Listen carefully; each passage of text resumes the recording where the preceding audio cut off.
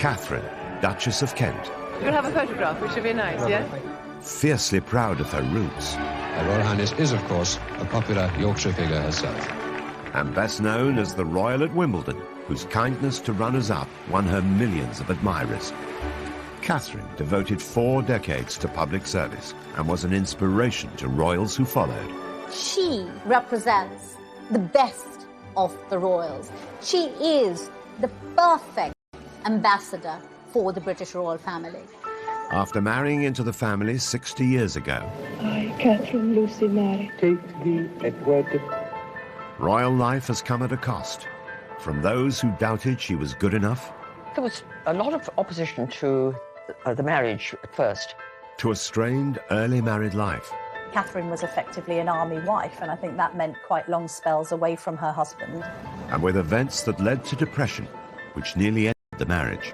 I'm told that Catherine had thought about seeking a divorce. This was a lady who'd been put through the ringer. Katharine withdrew from public duties and shunned her royal title. The fact that she stepped back without making a big song and dance about it, she's a bit of a royal pioneer. She's challenged royal convention throughout her marriage, from converting to Catholicism to taking on a secret new role.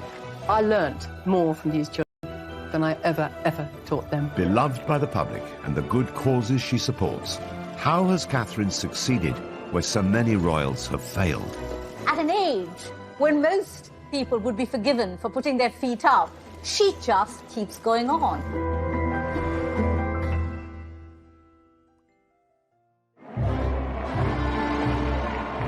The 8th of June 1961, the wedding day of Prince Edward, the Duke of Kent, a dashing young soldier, with Catherine Worsley, the daughter of a Yorkshire aristocrat who was proud of her northern roots.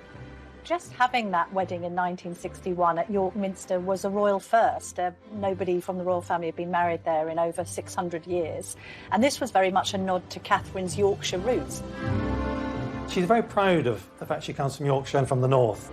The Queen and her family travelled up on a special train for the landmark event, while the young Princess Anne was among Catherine's bridesmaids.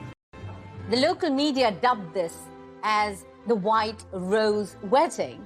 And indeed it was. Even the Queen had the White Rose of York as part of a tribute to the setting. Just under 12 million viewers tuned in to watch the afternoon ceremony, and it was one of the highest-rating programmes of the week in half the nation's homes, at a time when the UK had... take thee, Edward, To my wedded husband. to my wedded husband. was just one small hitch, not seen on camera, as the newly married couple made their exit.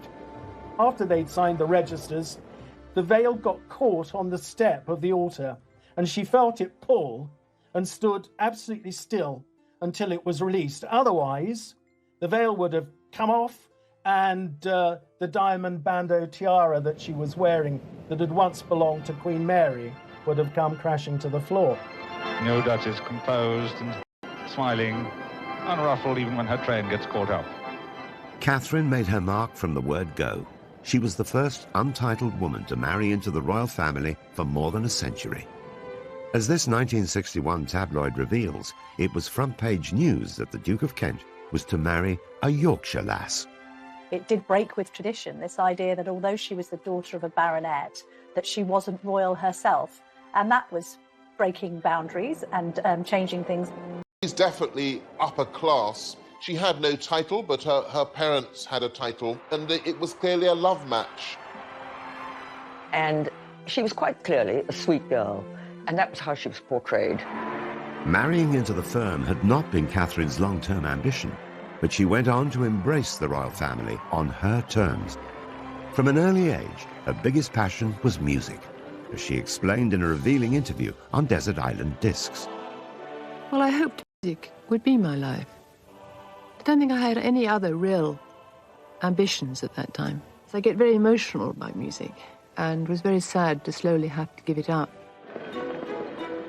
The story of the aspiring music teacher who put her career on hold to be a royal began on the 22nd of February in 1933. She was born Catherine Worsley at Hovingham Hall near York. Her father was Sir William Worsley, 4th Baronet. The Worsley family have owned the estate more than 400 years and remain there to this day. Catherine's background was certainly aristocratic, and she lived quite an idyllic existence at the family estate in Yorkshire. As these charming family photographs reveal, the young Catherine found plenty of play areas within the extensive grounds of the Hovingham estate. But her childhood was solitary because her 3 older brothers were away at prep school during term times. Catherine was very close to her father, very fond of him. Catherine talks about how, as a child, he would often take her to the beach at Scarborough, and they would indulge with her playing on the sands. Catherine went to school from the age of 10, first at St Margaret's, then based at the stately Castle Howard close by her home. But when she was 13, she went to music. She learned to play 3 instruments, piano, organ and violin. She hoped that music would be her life. She studied it until she was 25, and she absolutely adores it, even to this day. Another family photo shows Catherine in her 20s, glancing coyly to one side, showing signs of the shyness she'd carried throughout her life, and which she later described with characteristic modesty. Would you say you're quite a shy person? Yeah. Very, actually. It's my nature. It's the way I was born. By the 1950s, Catherine was living and working in London as a nursery assistant. She was also courting a war hero, Andrew Burnaby Atkins, awarded 2 military crosses for bravery in World War II. Andrew Burnaby Atkins, whom I knew slightly, was an incredibly glamorous figure, but the girls I knew who were keen on him, they all knew it was no good. They all said rather gloomily, he's after this blonde in Yorkshire. There was this sense, I think, that her mother wanted more for her than this military man. Some royal observers believe Catherine's mother persuaded her to end her courtship with Andrew so that she'd be free to marry the Duke of Kent. I think that Lady Worsley, once she knew the Duke of Kent was after Catherine, Prince Eddie was after Catherine, I think may well have put a bit of pressure on her, steered her in the direction of Prince Eddie. When the Duke of Kent came on the scene, that really put paid to any kind of chance that Andrew Burnaby Atkins would have had as a possible husband for Catherine. It's often reported that Catherine's parents arranged her first meeting with Edward by inviting him to lunch while his regiment was based nearby. But Catherine had already struck up a friendship with him. She herself has said that they met at a private party in London, and they became firm friends. And as a consequence of establishing a firm friendship, the Duke of Kent was a very frequent visitor to Hovingham Hall. Prince Edward was 20 years old and nearly 3 years younger than Catherine. The army officer was a sports fan with a passion for motor racing, and as the Queen's first cousin, Edward was then 8th in line to the throne. He was regarded as very glamorous, and as Duke of Kent in the 1950s, he was very, very eligible. You know, after Prince Philip, he was probably the best-known young male royal, so probably quite a catch. Catherine's mother had big ambitions for her daughter's relationship with Edward, but hadn't reckoned on his mother, the then Duchess of Kent, Princess Marina. She was so dubious about Catherine's suitability as a royal bride, it would take her 3 years to agree to their engagement. At first, particularly from Princess Marina, after all, when the Duke of Kent, Prince Eddie as he was then, when he first met Catherine, he certainly would have been thought too young to marry. Princess Marina was descended from Greek and Russian royalty and believed monarchy stood apart from everyone. She once described the young Queen Mother, Elizabeth Bowes-Lyon, an Earl's daughter, as a common little Scottish girl. Princess Marina wasn't totally sold on the idea of her son marrying the daughter of a local squire. There was one occasion when Edward was with his family and other members of the royal family at Sandringham. And Princess Marina absolutely forbade him to leave Sandringham to go up to Hovingham to see Catherine Worsley. And of course, he totally ignored her and went. Under the Royal Marriages Act, the Queen's consent was required before any royal under the age of 25 could marry. The young couple waited for Edward to come of age and even agreed to spend a year living apart.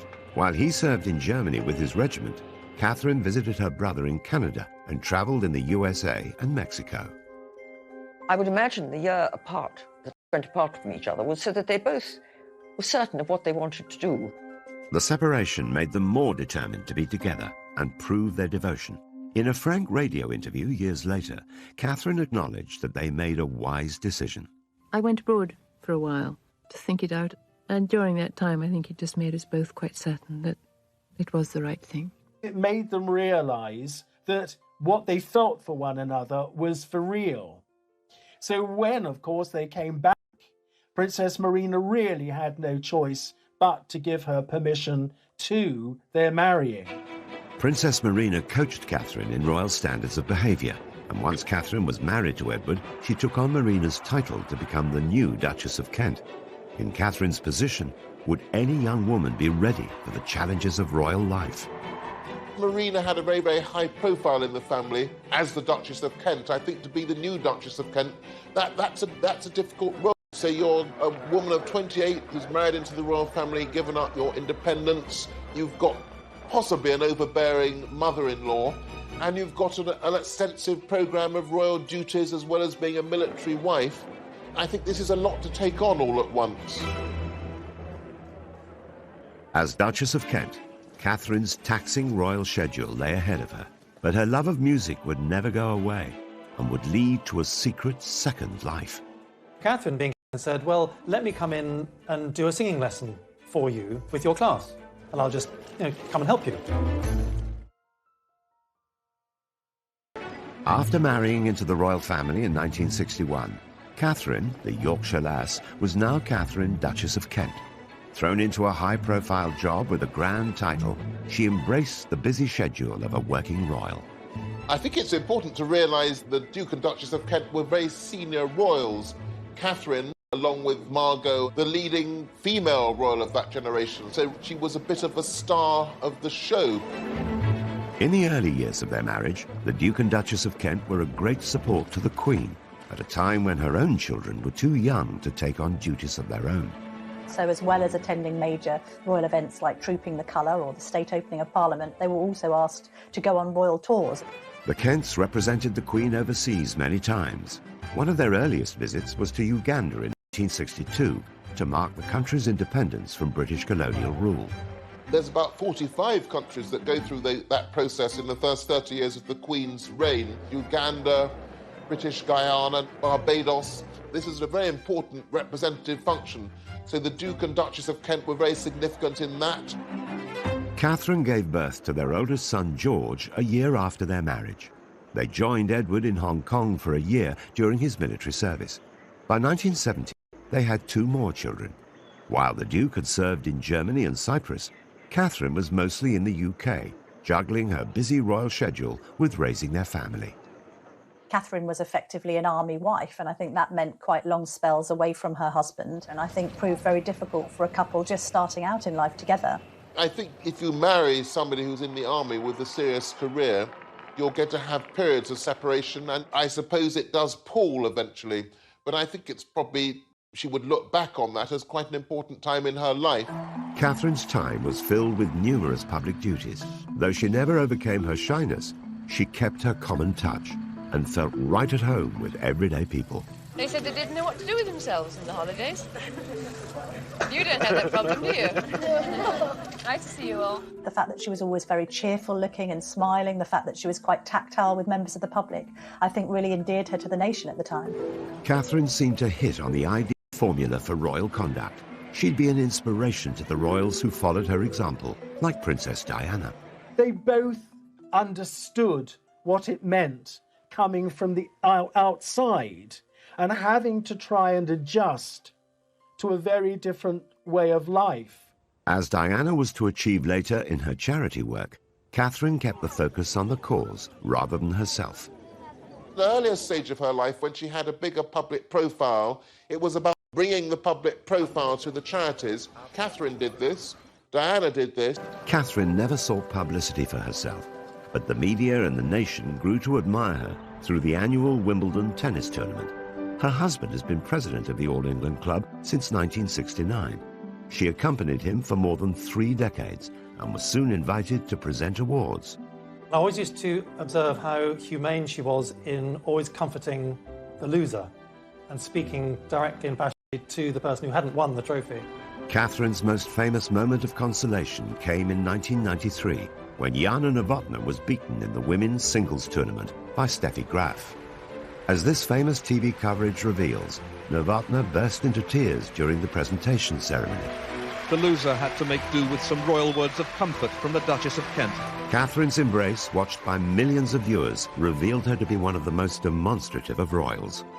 Although some people might have been surprised at the royal family just expressing a natural human emotion, for Catherine that was just the normal, natural thing to do, and it was very impressive.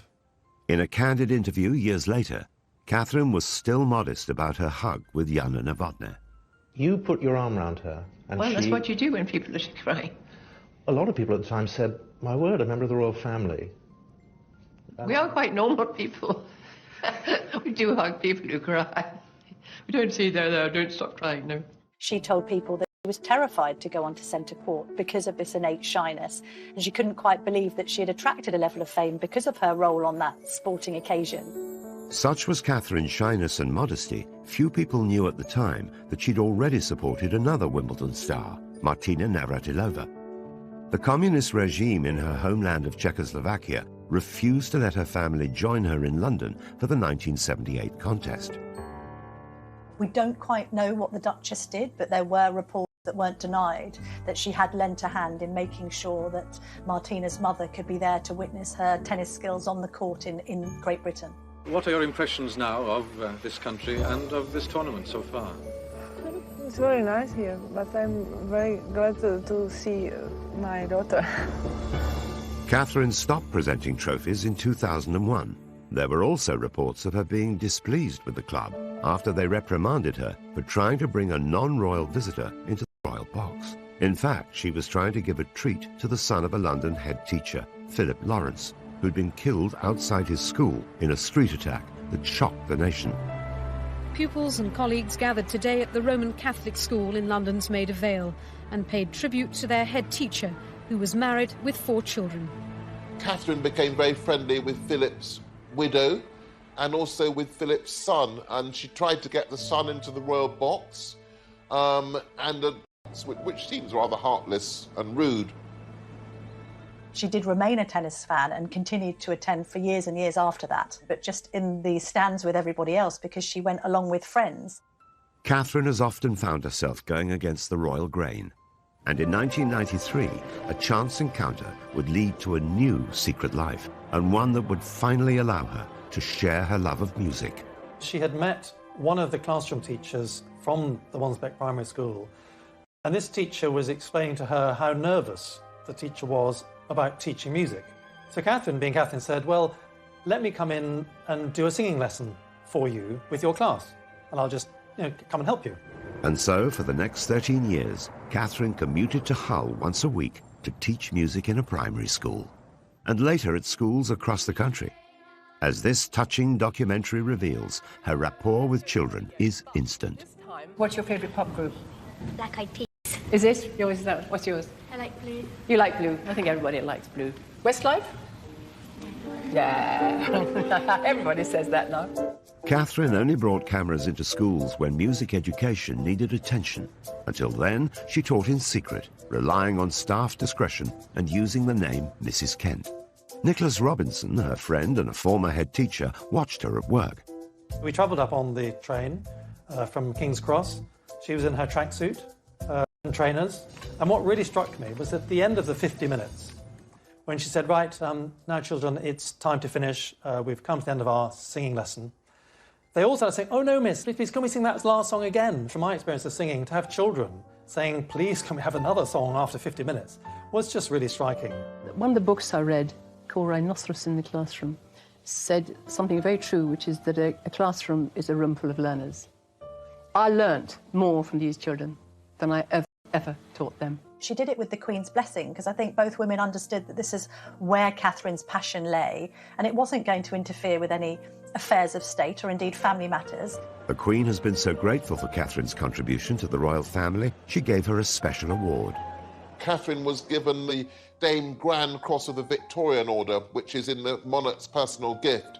So I think the Queen has been quite close to Catherine and has been very keen to thank her for her service to the royal family through the decades. But Catherine was to pay a heavy price for her constant devotion to duty. The impact of these traumatic events meant that Catherine spiraled into very serious depression.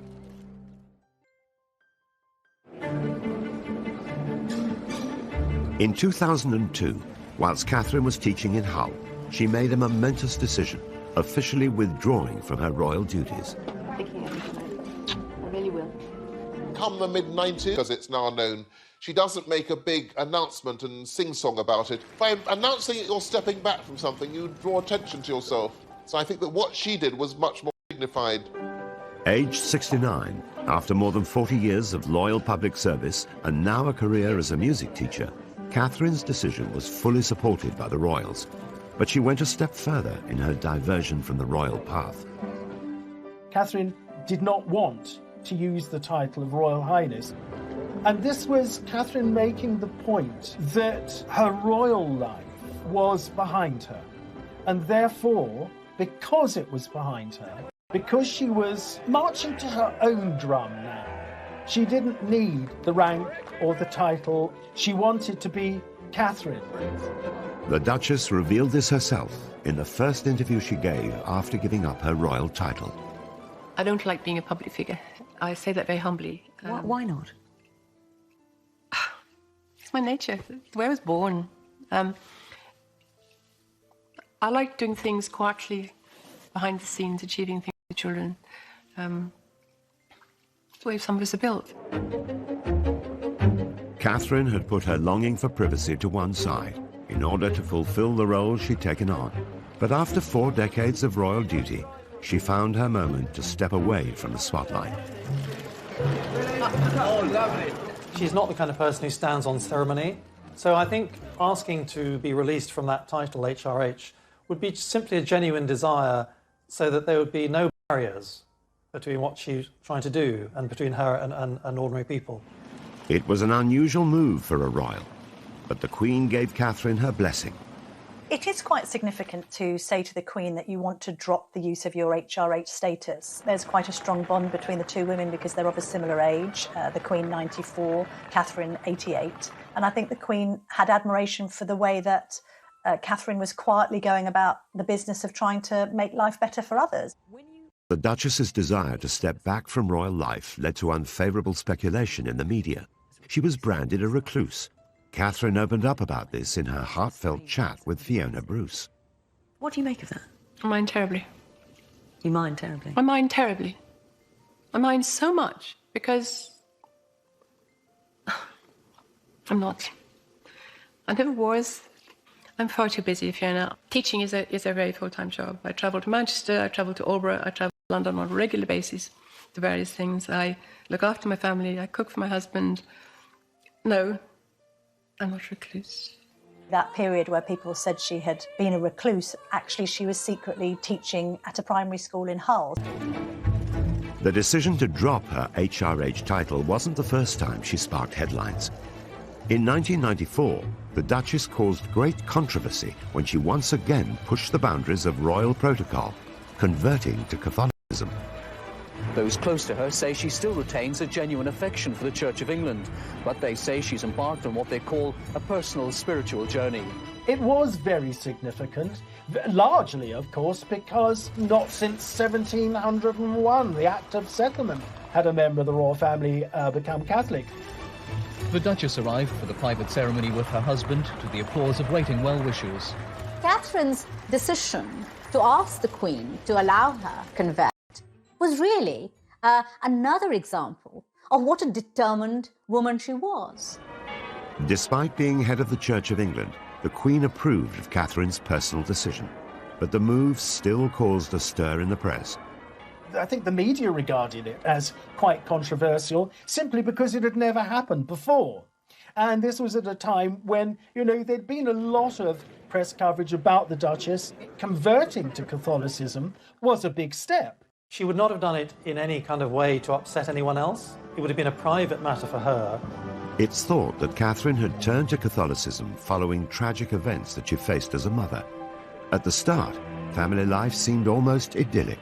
In the 1960s, I think it was a very happy family. They had the lovely house of Coppins in Iver, about 15 miles to the west of London, which had been inherited from the Duke and Duchess of Kent, the previous generation. The couple have 3 children. Their eldest child, George, known as the Earl of St Andrews, their middle child, a daughter, Lady Helen Windsor, and their youngest child, Nicholas, Lord Windsor.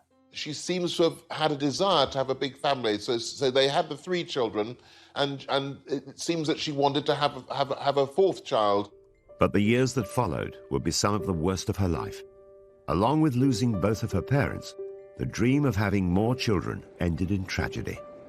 In 1975, at the age of 42, she became pregnant with her 4th child, but very sadly she contracted German measles. And of course, German measles in the first trimester can have the most devastating effect. And she had a termination. And I don't think she ever really quite forgave herself for that. But at the time, it seemed absolutely the right thing to do. Although the decision was medically advised, it's said to have plagued Catherine ever since. And in 1977, 2 years after the termination, tragedy struck once more. At 44, she conceived at birth. After 36 hours struggling to keep him alive, this baby died. And it devastated her. This triggered for Catherine the start of the most terrible period of depression, leading to being admitted to the King Edward VII Hospital. She was there in the hospital for 7 weeks. Catherine had hurled herself back into royal duty, which had serious consequences. Some said it was nervous exhaustion. Others talked about a nervous breakdown. Catherine, by her own admission, was suffering from depression at the time. Catherine later took another groundbreaking step for a royal, publicly opening up about the trauma of losing children and her personal battle with mental health issues. Royals weren't open about their mental health as we're used to them being now, with the likes of Prince William and Prince Harry talking about their Heads Together charitable initiative. Back then, it was unheard of, really, for royals to be that revelatory about their own innermost feelings. Catherine gave very few interviews, and then only on subjects about which she both felt deeply and she felt would be of significance and use to members of the public who might have suffered in the same way. That did make Catherine appear to be somebody who was perhaps more relatable than the average royal, somebody who seemed human, very much one of us rather than being perhaps one of them. In addition to the loss that the couple suffered, the Duchess also battled health issues for most of her adult life. It was first said that she was suffering from Epstein-Barr virus, then ME, before it seemed to be confirmed that it was celiac disease that she was suffering from. But before, of course, that they'd actually got to that, she had been suffering quite considerably from health problems. None of that was apparent at the time when she was cheerfully giving the prizes at Wimbledon, carrying out a huge programme of public engagements. Despite the toll it took on her health, Catherine remained determined to measure up to royal expectations in a world where duty comes before all else. It epitomizes the essence of this determined woman. You know, she refers to herself as a perfectionist, and she says, I'm a 24-hour person. Since I've known Catherine over the 20 years, she has always worked tirelessly. And I know when she was teaching in East Hull, that over the 13 years that she was teaching there, I think she only missed 2 days. Despite Catherine's personal struggles, her primary focus seems to be helping others. Alongside being a working royal, a teacher and a mother, a large part of Catherine's life has been dedicated to charity. She marries into the royal family, and that gives her a voice and an ability to make a difference. It's not a crazy dream. It's a possibility. I really do believe we can actually do this. She has served as the patron, president or board member of more than 100 charities. The Duchess's visit is to highlight the work of VSO volunteers by raising their profile in Macedonia and helping persuade government and people that those with mental and physical problems should not be stigmatised. With Catherine, the charities that were closest to her heart always seemed to be music, children, and the elderly. One especially close to her heart was Helen House in Oxfordshire, the home for terminally ill children, and she was a great presence there. I learnt, I suppose, after being here 4 or 5 times, it suddenly came to me how tears and smiles walk side by side. I think the Duchess of Kent was very much the kind of royal that didn't just want to be on a letterhead. She actually wanted to go and witness the work being carried out by charities firsthand, and even at times take part in it herself. For some years, Catherine went as a volunteer on pilgrimage to Lourdes in France, getting up at 6 o'clock in the morning, going to the hospital, helping to bathe and dress one of the pilgrims, or helping to feed them, sitting with them having a cup of tea, a cup of coffee, or just chatting to them. After she took on her role as patron of the Samaritans, the Duchess insisted on becoming a Samaritan herself, personally taking calls from those in need. She worked for them as a volunteer for many, many years, and she was always known as Kate. And, of course, nobody knew who they were talking to. I remember I said to her, how do you cope if somebody rings up and says, I want to die? What do you say? And she replied, you have to cut everything else out and focus solely on trying to help that person.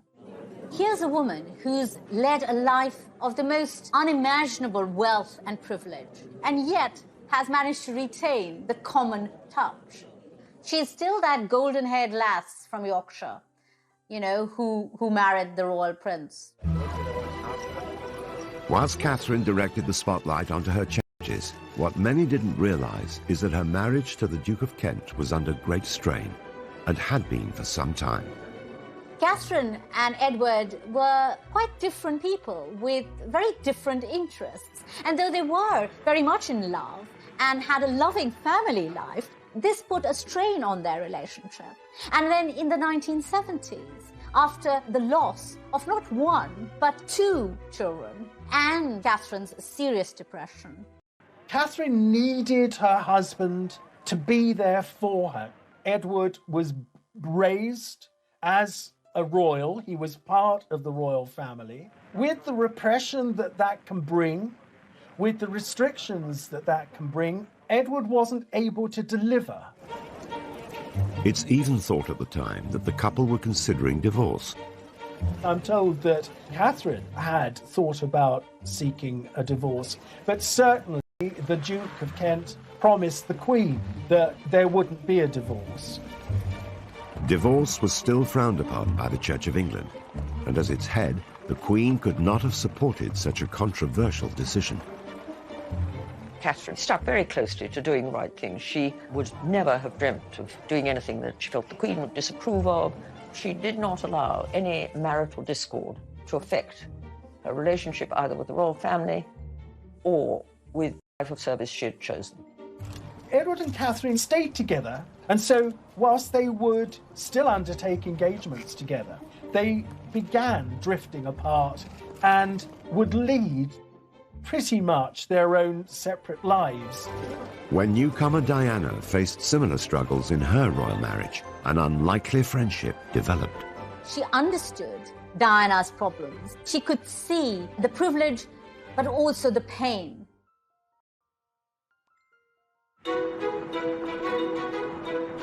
Throughout her royal life, the Duchess of Kent was tested by the unique demands of a royal relationship. Decades later, Princess Diana would experience many of the same struggles. You know, I think she could see a lot of herself in Diana. And later on, when they came to, reside together in Kensington Palace, they became very close friends. She advised Diana at critical moments of her life on how to handle the pressures in her marriage. Despite the age gap of almost 30 years, Catherine and Diana formed a unique friendship that lasted until Diana's death. Catherine and Princess Diana went through a certain number of the same experiences. They both suffered immense grief. They both found themselves isolated at times. They both had to overcome mental difficulties, and they both had that quality of warmth and empathy with people. They were both free spirits, both wanting to respect the Queen in their royal role, but equally perhaps wanting to break free and operate a little differently in the royal sphere. Catherine admitted in a media interview years later that she understood Diana's problems and sympathized with them because she could see the privilege but also the pain. And so I think Catherine did put an arm around Diana and try and help her through some very tough times.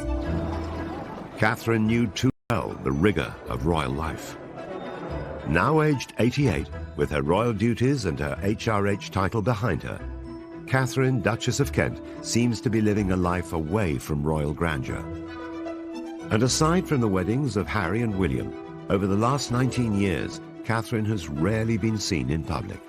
She's been able to pick and choose the few royal events that she attends, big weddings, occasionally trooping the colour, anything that's special for the Queen, with whom I think she has a close relationship. The Duke and Duchess of Kent are lucky enough to be grandparents to 10 children, so that must be a rather lovely phase in life that she's able to spend time with the grandchildren. It's often interesting to see royals who are now in their 80s being described as sort of having stepped back from age. Even at nearly 90, Catherine is committed to public duty. In 2004, rather than winding down after retiring from royal life, Catherine co-founded a music charity, Future Talent.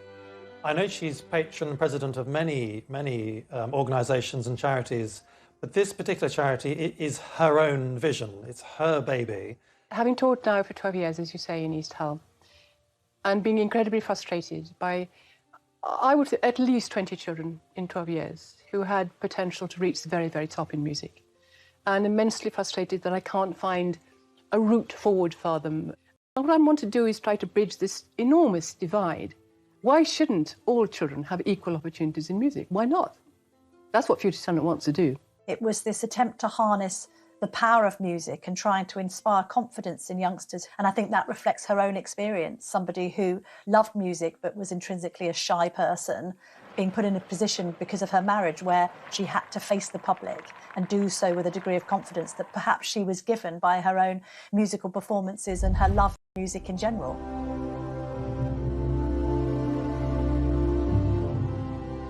The charity has recruited ambassadors such as Dame Judi Dench and Sting, and Catherine has organised concerts at Buckingham Palace and Windsor Castle for the young musicians.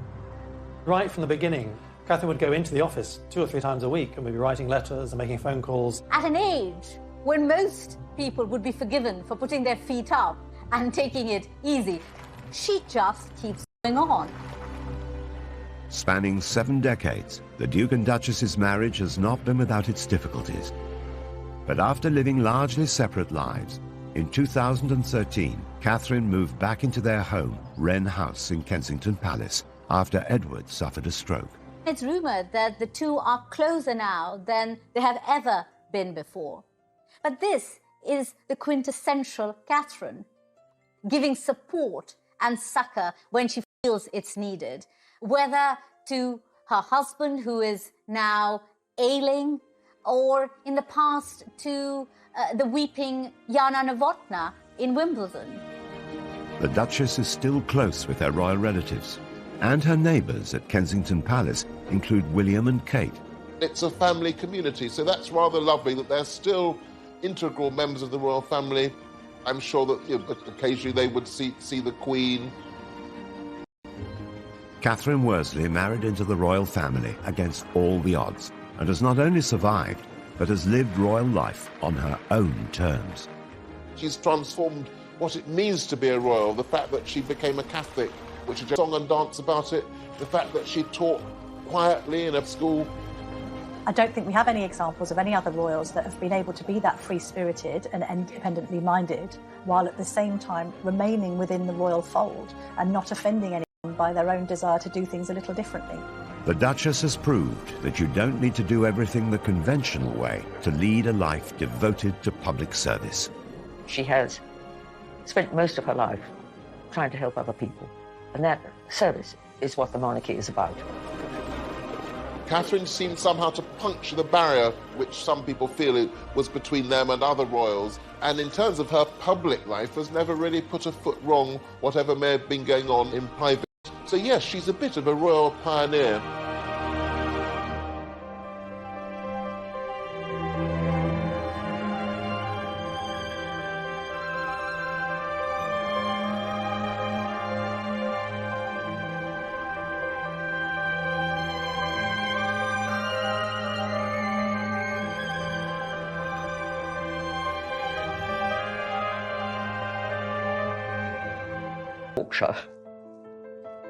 There was this sense, I think, that her mother wanted more for her than this military man.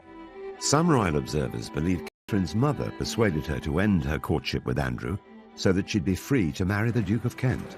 I think that Lady Worsley, once she knew the Duke of Kent was after Catherine, Prince Eddie was after Catherine, I think may well have put a bit of pressure on her, steered her in the direction of Prince Eddie.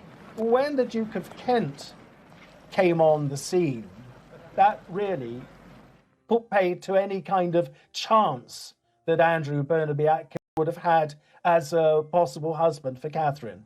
It's often reported that Catherine's parents arranged her first meeting with Edward by inviting him to lunch while his regiment was based nearby. But Catherine had already struck up a friendship with him. She herself has said that they met at a private party in London and they became firm friends. And as a consequence of establishing a firm friendship, the Duke of Kent was a very frequent visitor to Hovingham Hall. Prince Edward was 20 years old and nearly 3 years younger than Catherine. The army officer was a sports fan with a passion for motor racing, and as the Queen's first cousin, Edward was then 8th in line to the throne.